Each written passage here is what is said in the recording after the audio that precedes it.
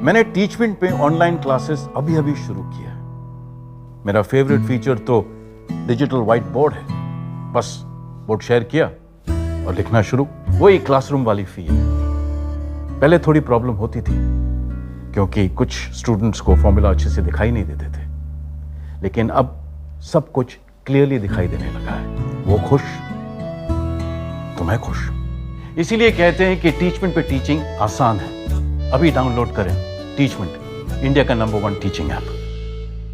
Hello दोस्तों, कैसे हैं आप? आई होप आप बहुत अच्छे होंगे। दोस्तों, स्वागत है आपका मेरे चैनल फिर से।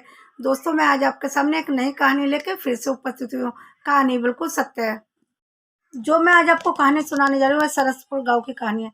सरसपुर गांव में दो बहनों की एक साथ एक ही परिवार में शादी होती है। वहाँ पे दो भाई थे और ये दोनों बहनें एक ही घर में शादी करके आई थी। इनकी जिंदगी बहुत अच्छे से चल रही थी। दोनों के घर में भी बच्चे हो चुके थे।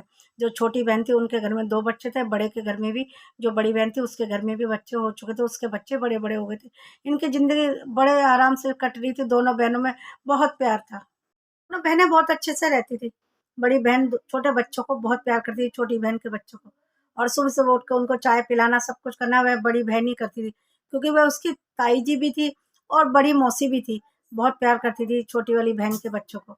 एक दिन क्या होता है, जो छोटी वाली बहन थी, किसी के संग चली जाती है अपने 2 बच्चों को छोड़ के। जब चली जाती है, घर वाले बहुत परेशान होते हैं, लेकिन कुछ दिन बाद वह लौट आती है। जब लौट आती है, घर वाले नाराज़ तो थे और पति भी नाराज़ था, लेकिन फिर भी ज़िंदगी नॉर्मल से चल रही थी। किसी ने लड़ाई झगड़ा नहीं किया, ना उसके पति ने उससे कुछ कहा और बहुत अच्छे से ज़िंदगी दोबारा से चलने लगी। एक दिन क्या होता है, छोटी बहन और उसका पति बहुत अच्छे से तैयार होके जाते हैं, जैसे शादी में कहीं जा रहे हैं। लेकिन उन्होंने बताया नहीं था, बस ये बोला हम कहीं जा रहे हैं। जाने के बाद जब वो शाम को घर में आते हैं, तो खा पी के अपने कमरे में चले जाते हैं, दोनों बच्चों को लेके। दोनों बच्चे और पति-पत्नी एक ही कमरे में थे, बंद करके सो जाते हैं। जब सो जाते हैं तो सुबह होती है। सुबह होने के बाद ताई जी बच्चों को बुलाने के लिए भेजती है, बच्चों को चाय पिलाने के लिए भेज दे, क्योंकि सुबह उठने के बाद छोटी बहन के बच्चों को वही चाय पिलाती थी। जब बुलाने के लिए भेजती है तो दरवाज़ा अंदर से नहीं खुलता। फ़ोन करते हैं पहले तो, फ़ोन करके, क्योंकि वह ऊपर रहते थे, वह नीचे, बड़ी बहन नीचे रहती थी, छोटी बहन ऊपर, वह अपने कमरे में ही बंद थे।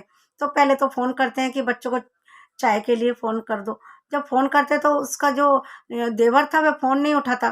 फिर वो अपने बेटे को भेजते, जाओ उनको बुला ला चाय पिलाने के लिए बच्चों को। जब बच्चों को चाय पिलाने के लिए भेजते हैं तो वह दरवाज़ा नहीं खोलता। जब दरवाज़ा नहीं खोलता, वह खिड़की से हाथ दे के दरवाज़ा कुंडी खोलने की कोशिश करता है। फिर आके अपने घरवालों को बताता है कि वह तो दरवाज़ा नहीं खोला, मैंने कोशिश की थी कुंडी खोलने के लिए लेकिन नहीं खुला। फिर दोबारा से पूरा परिवार वहाँ के दरवाज़ा खटखटाता है। जब दरवाज़ा खटखटाता तो दरवाज़ा कोई अंदर से नहीं खोलता। फिर बहुत मुश्किल से खिड़की से हाथ डाल के दरवाज़े की कुंडी खोली जाती है। जब दरवाज़ा लोग सब मिलके खोलते हैं, तो खोलने के बाद जब अंदर जाते हैं तो वह दंग रह जाते हैं। चारों की लाश पड़ी हुई थी। जो उनका देवर था, बड़ी बहन का देवर, वह तो पंखे से लटका हुआ था और उसकी जो बहन थी, वह छोटे बच्चे के संग पलंग पे लेटी हुई थी और एक बच्चा सोफ़े पे लेटा हुआ।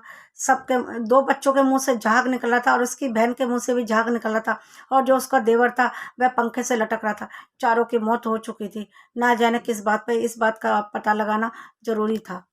अब तो पूरा परिवार सोच में पड़ गया था कि इन चारों ने अपनी जान दी तो दी क्यों? किसी की कुछ समझ में नहीं आता। परिवार वाले बहुत दुखी थे और उसकी जो बड़ी बहन थी, जो बच्चों की ताई भी थी और मौसी भी थी, वह तो बहुत दुखी थी। और उससे जब पुलिस वालों ने पूछा कि ये जब आपकी जो बहन है, वह जब घर छोड़ के गई थी, आने के बाद क्या तुम्हारे जो देवर है उसने झगड़ा किया था? क्या कोई बात हुई थी इन दोनों के बीच? तो उन्होंने कहा कि नहीं, ऐसी कोई बात नहीं हुई। आने के बाद दोनों नॉर्मल से रह रहे थे और कुछ बात नहीं हुई। आज तो दोनों तैयार होके बहुत अच्छे से, जैसे शादी में जा रहे हैं, ऐसे तैयार होके गए थे और आने के बाद रात को ही ये सब काम किया। हमें खुद नहीं पता चला ये सब ऐसा क्यों किया। अब तो पुलिस की समझ में भी नहीं आ रहा था कि ये सब किया तो क्यों किया इन्होंने, क्योंकि कोई सबूत मिल ही नहीं पा रहा था। पूरा परिवार को लेके इस बात पे ज़रूर शक था। शायद उसकी पत्नी 2 बच्चों को और पति को छोड़ के चली गई थी।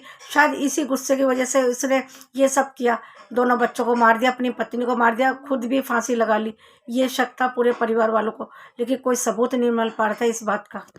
दोस्तों, मेरा ये कहानी सुनाने का मकसद सिर्फ ये है, एक लड़की की शादी हो जाती है, उसी घर में उसकी बहन भी है। कितना सुखी परिवार था, कितना प्यार था दोनों बहनों में और अच्छा परिवार था। फिर उसे क्या ज़रूरत थी कि अपने 2 बच्चों को और अपने पति को छोड़ के किसी और के संग भागने की। कितनी गलत होती है ऐसी लेडीज़। इतना प्यार मिलता है, अपनी बहन भी अपने ससुराल में थी तो किस बात की कमी थी। फिर उसने दूसरे लड़के में ऐसा क्या देखा जो अपने 2 बच्चों को छोड़ के और अपने पति को छोड़ के और अपनी बहन को छोड़ के, पूरे परिवार को छोड़ के किसी और लड़के के संग चली गई। चली गई तो चली गई थी ना, तो वापस क्यों आई? यदि वापस ना आती शायद ये सब ना होता। क्योंकि एक लड़का आने के बाद उसे कुछ नहीं कहता, कोई भी बर्दाश्त नहीं करता। कोई उसकी पत्नी 2-3 दिन और काफ़ी दिन गायब रहे और किसी संग रह के आए, वह कैसे बर्दाश्त करेगा? एक औरत तो बर्दाश्त कर लेती है कि हमारा पति किसी औरत के संग रह के आया, चलो उसे माफ़ कर देती है। लेकिन एक आदमी कभी भी माफ़ नहीं करता अपनी पत्नी को, यदि वह किसी और के संग रह के आए इतने दिन।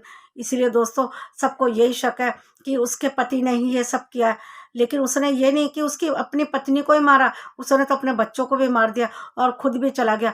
कितना मलाल होगा इसके मन में, कितना दुख होगा और कितना सोच रहा होगा कि मैं अपनी पत्नी को और दोनों बच्चों को मार रहा हूँ। कितना दुख हुआ होगा उसको उस समय। लेकिन उसे इस बात का एहसास नहीं है। जो औरत अपने 2 बच्चों को छोड़ के, अपना भरा पूरा परिवार छोड़ के और अपने पति को छोड़ के किसी के संग भाग जाती है, ऐसा क्या देखती है ये औरत कि अपने परिवार को छोड़ के किसी और के संग भाग जाती है? ऐसा तो बिल्कुल भी होना नहीं चाहिए। दोस्तों, मैं एक बात और सबसे कहना चाहती हूँ, यदि किसी के घर की बहू या बेटी कहीं भाग जाती है किसी के संग, तो क्या कोई मुँह दिखाने लायक रहता है? और भागने के बाद तो हम मुँह दिखाने लायक नहीं रह जाता कोई भी। और दूसरी बात, यदि भाग जाए, भागने के बाद वापस आ जाए, तब तो और भी मुँह नहीं दिखाया जाता। क्योंकि दुनिया वाले ये कहते हैं, पता नहीं किस-किस के संग रह के आई है, पता नहीं क्या-क्या करके आई है। चाहे उसने कुछ किया भी ना हो, चाहे कहीं रह के भी ना आई हो, वापस गलती समझ के वापस आ गई हो, फिर भी लोग जीने नहीं देते। लेकिन ऐसी औरत कैसी होती है? कभी भी ऐसा कदम उठाने से पहले 10 बार सोचे। और तो और अपने पति के बारे में ना सोचे, अपने परिवार के बारे में ना सोचे, बच्चों के बारे में तो सोचना चाहिए। क्योंकि बच्चों से बढ़ के तो दुनिया में कुछ भी नहीं है। इसलिए मैं दोस्तों सबसे यही कहना चाहती हूँ, कभी भी ऐसा कदम उठाने से पहले 10 बार सोचें। क्योंकि यदि आप ऐसा कदम उठाते हो ना, तो दोनों परिवार की बदनामी होती है। और बच्चे भी जब बड़े होते हैं, उनको भी ताने मिलते हैं कि तुम्हारी माँ तो जब तुम छोटे थे भाग गई थी, किसी के संग ना जाने रह के आई है। ना जाने कैसे-कैसे ताने सहने पड़ते हैं। इसलिए मैं सबसे यही कहना चाहती हूँ, कभी भी ऐसा कदम उठाने से पहले 10 बार सोचें। अपने परिवार के बारे में सोचें, अपने पति के बारे में सोचें। यदि उसने ये कदम ना उठाया होता, चली जाती, लेकिन वापस ना आती, तो शायद उसका पति सँभल जाता दोनों बच्चों को लेके। उसकी मौसी जो ताई भी थी, वह सँभाल लेती बच्चों को। लेकिन आने के बाद क्या हुआ? सारा परिवार बिखर गया। 4 लोग चले गए दुनिया से। पूरा परिवार की क्या हालत हुई कि जब इस घर से 4 परिवार चले जाते हैं, तो उस परिवार का क्या हालत होती होगी। दोस्तों, मेरी ये कहानी यहीं समाप्त होती है। यदि आपको मेरी ये कहानी पसंद आई तो एक लाइक और शेयर कर दीजिए। यदि आप मेरे चैनल पे नए हैं तो सब्सक्राइब भी कर दीजिए और बेल आइकन को भी प्रेस कर दीजिए, ताकि आने वाली वीडियो सबसे पहले आप तक पहुंच सके। और कमेंट तो ज़रूर कीजिए, क्योंकि आपके कमेंट से मुझे बहुत मोटिवेशन मिलता है और मैं अगली वीडियो ला पाती हूँ। बस मैं अपनी वीडियो यहीं समाप्त करती हूँ। मिलती हूँ अगले वीडियो में एक नई कहानी लेके। तब तक के लिए नमस्कार। अपना और अपनों का बहुत ध्यान रखिए।